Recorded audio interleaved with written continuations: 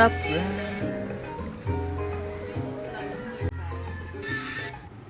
Super close na nga ang half-sibling na sina Ellie at Toro. Makikitang sabay silang kumain ng agahan kasama ang Kuya Yogi nila. Kumain sila ng pancake, habang kay Ate Ellie ay egg at egg pie naman. Ito nga ang kanilang hilig gawin. Maglakad tuwing umaga pagkagising at magpunta sa karinderya upang kumain ng masarap na agahan. Nagkakahalaga ang souffle pancake na ito ng 190. Napakabait naman ni Kuya Yogi para i-treat at ilibre ang dalawa na sina Ellie at Toro. Sulit na sulit ang pagkain, maganda pa ang plating at masarap pa ang mga ito.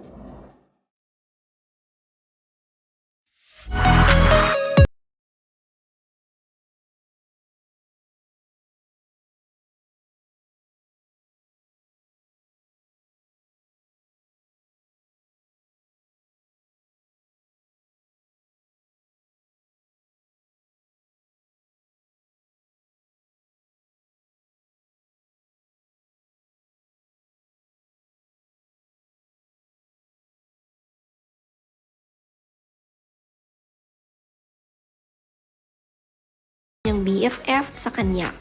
Dinalaw ito ng maaga para batiin ng happy 5 months.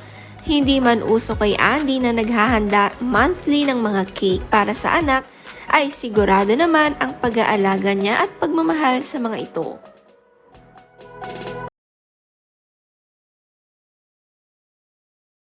Good morning, Siargao. Good morning, sunshine! Boxing Day naman ulit kay Andy.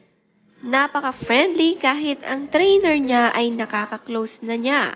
Halos araw-araw na kasi silang magkasama at buti na lamang may mabait na asawa si Andy para hayaan siya gawin ang mga ito.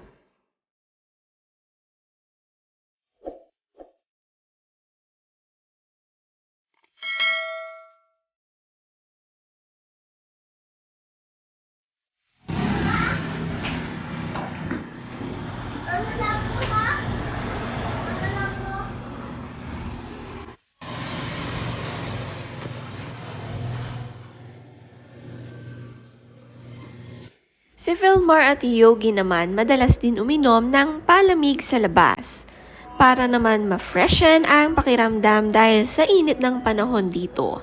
Masarap ito dahil buko shake ang espesyal sa kanilang lugar.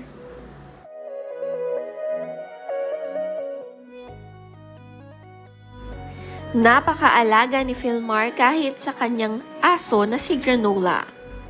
Sinasama pa niya ito sa skating at pagtakbo niya parang ang alaga nila na si Granola ay masanay sa lugar at hindi maligaw.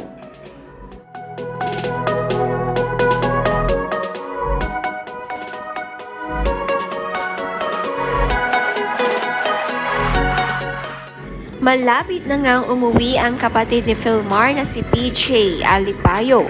Uuwi na ito sa Pinas kasama ang pamilya upang muling makasama ang mga magulang nila at makita na rin ang kanyang mga pamangkin at kapatid.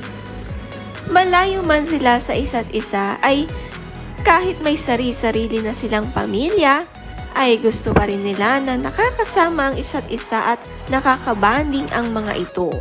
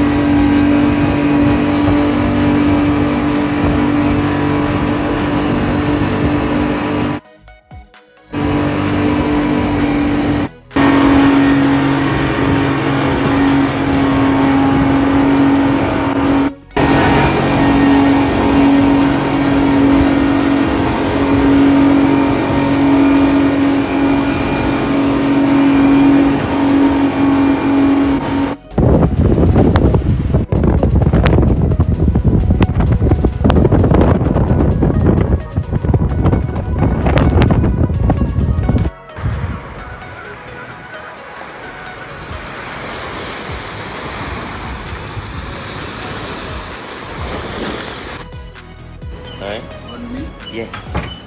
Please.